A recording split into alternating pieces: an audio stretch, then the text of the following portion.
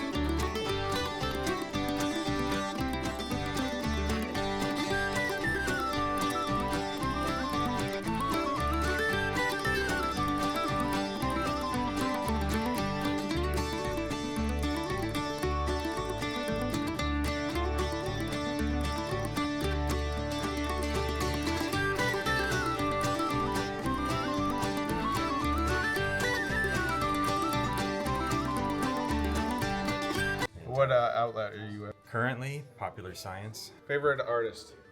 Of all time, possibly The Cure, possibly Neil Young. There's always, moments. Possibly the Pet Shop Boys, depending on, how we're feeling. Who are you, and what do you do? Hi, I'm Shelby Coppola. I'm a publicist. I'm the reason why Randy is here. I represent Sennheiser, amongst other brands. How easy is it to make a cappuccino in Ireland? Come on. Medium easy. I get confused with the fancy technology here at Sennheiser.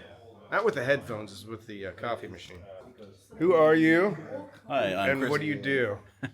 I'm Chris Thomas. I'm the editor at large for SoundGuys.com. Sound Guys? Yes, Sound Guys, where are you based out of? Vancouver, Canada. Favorite song? Right now, top favorite songs. Tell you what, well, the song I test most with is Daft Punk's Touch from Random Access Memories. All right. What is your favorite band that's sold out that you don't like now but you loved when you were a kid? I thought when I was a kid, had to have been Green Day. Green Day. Okay, very cool. Yeah, don't get me wrong. You still put on a good show. Who are you and what do you do? Hey, I'm Charlie Alvarez. I'm a tech content creator from Colombia. My first time here in Ireland and in the Sennheiser factory. You're an international sensation. I hope so.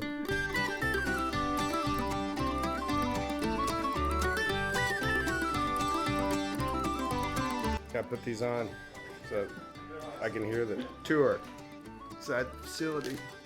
I can hear the ocean. Just as the door opens, you just click.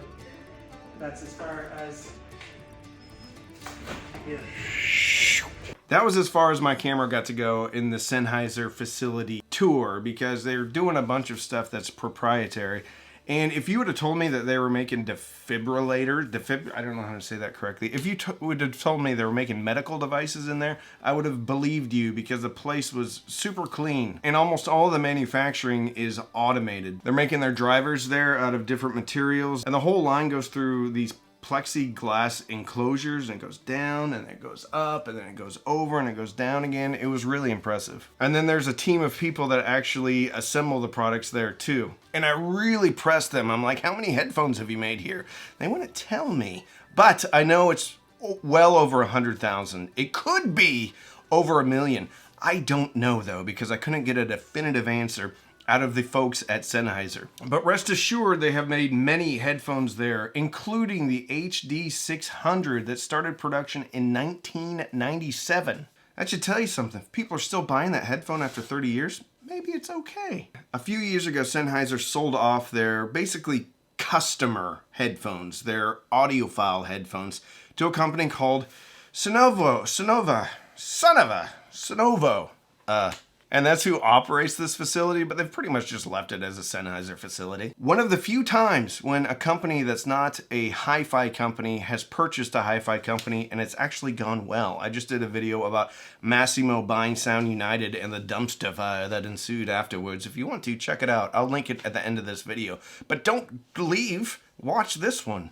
After I landed in Dublin on an airplane, we went west, pretty much to the middle of Ireland, right in between the coasts. Tullamore is a little town of about 10 or 15,000 people, and it's really nice, very cool. Great food, great people, really cool old-fashioned hotels. A distillery, which we got to go on a tour of, and I don't drink, but it was actually still really, really cool. But of course, the gem of Tullamore is the Sennheiser facility. For over 20 years, they, as in Sennheiser, have been making headphones in Tullamore, Ireland. Since 2002, your favorite headphones like the HD600, the HD650, the HD660S, the 800, and the legendary HE1s, a $70,000 headphone amp system, DAC system, right behind this door. And today I will see if the HE1, a $70,000 headphone system, makes me cry. But first, I listen to all the other headphones that they make there. These are the IE600s. How much do these retail for? Nobody knows how much they cost. What the price is. $600? How much are the Sennheiser IE600s? A little bit spicy in the cymbals. We'll try the IE900s, which come in at $1,300. $1,300 a pair. Don't lose them. Milled from a solid piece of cheese. Solid piece of what? Aluminum? Milled from a solid piece of cheddar cheese.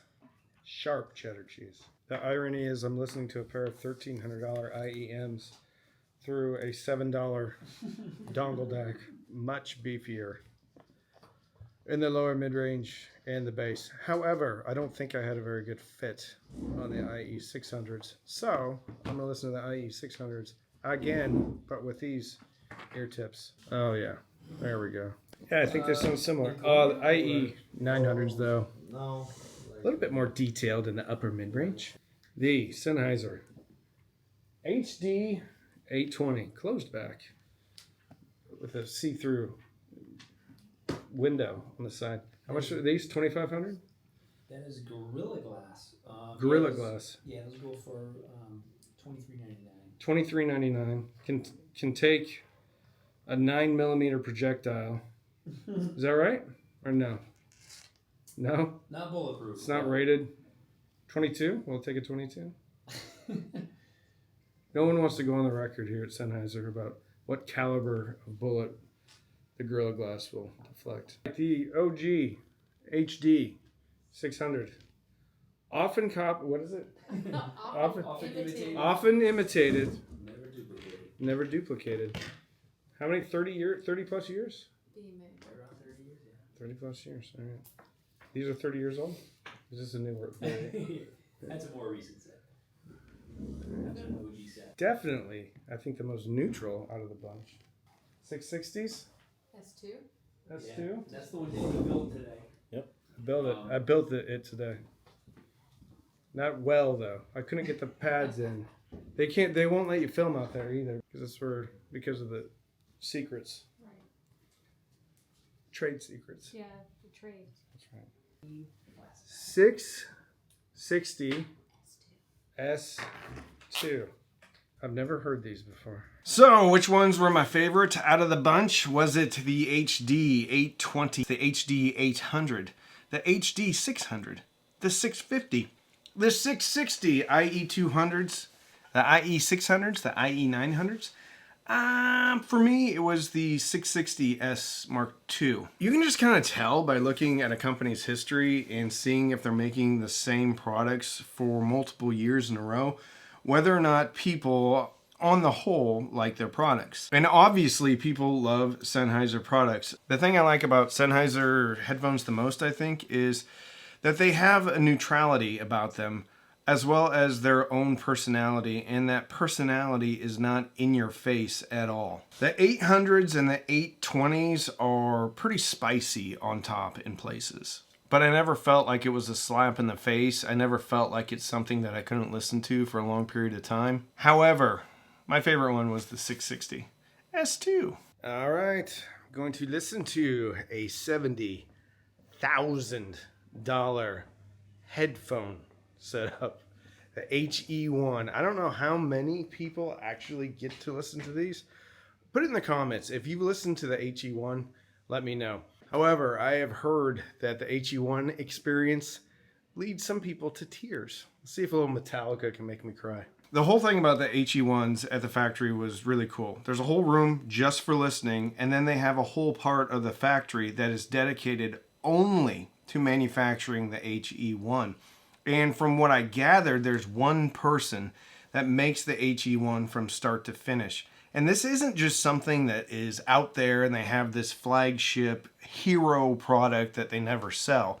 They were literally making 4 of these when I was there, which means 4 people had placed an order for the $70,000 HE1 system. In the room itself, they had a turntable, and then they had a CD player, and I believe they had a streamer too. I didn't get to spend a ton of time with them, but I did get to listen to 2 tracks that I chose and then 2 tracks that somebody else chose. But the track that I chose was The Chain by Fleetwood Mac. I know that's kind of cliche, but I know that track pretty well. I've listened to it on just dozens upon dozens of pieces of equipment, and I thought that would be the best way to somewhat evaluate this system. I mean, how do you really evaluate something like that? Where do I even start? I mean, kind of what you would think a $70,000 headphone setup would sound like. It's an electrostatic headphone, and it's clean, and I love clean. I love clarity. I love ribbon tweeters, AMT tweeters. I just think you get the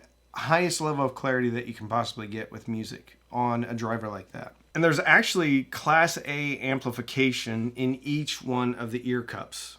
I'm not even going to pretend like I understand the technology or try to tell you about the technology. I'm just going to tell you how they sounded. Probably the easiest way to convey it is that it's, I don't know, the best musical experience I've ever had.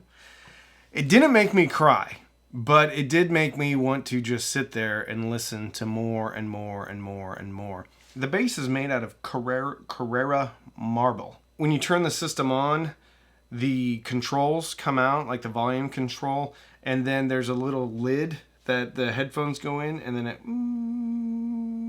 it goes up like that. And then the tubes also come out of the bass. It has single-ended input, single-ended outputs on the back, so you can use this as a preamp if you want to. It's got analog inputs, analog outputs as well. When you're talking about a $70,000 hi-fi system, I mean, at this point, you're really not talking about value for money. Could you get something that sounds similar for $7,000? Probably. But I don't think people that are buying the HE1 are really cared about value for money. I know some people out there probably are wondering, is it worth it? Yeah, of course it's worth it. $70,000. But you're paying for art. You're paying for craftsmanship. You're paying for really bragging rights at that point.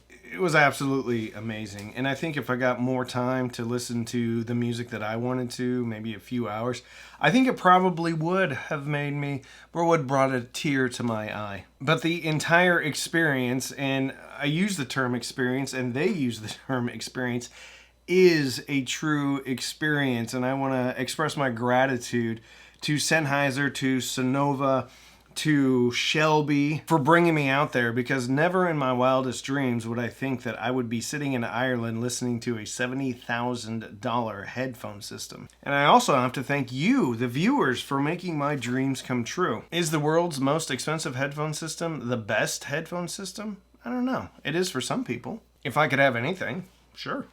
I would have it. I would listen to it quite a bit. However, I think my biggest takeaway about this whole experience is just how impressive their manufacturing facility is, how impressive their dedication to sound is, how impressive their dedication to having a core group of products and not just changing out products every other month to have a flavor of the month. They've been making these models for years, some of them decades. And I love that about Sennheiser is they don't have 1,000 different products. They have a core group of products. They make them well, and if they do change something, they make sure that it is something that they can be proud of. The level of pride that I saw at this factory was next level. So check this out. We got to make a HD 660 S2 on the line, which is interesting because I was actually going to ask to get some of these sent to me. And the ones that we made, they gave to us. Oh. Thank you very much. No problem. Say hello. Hello.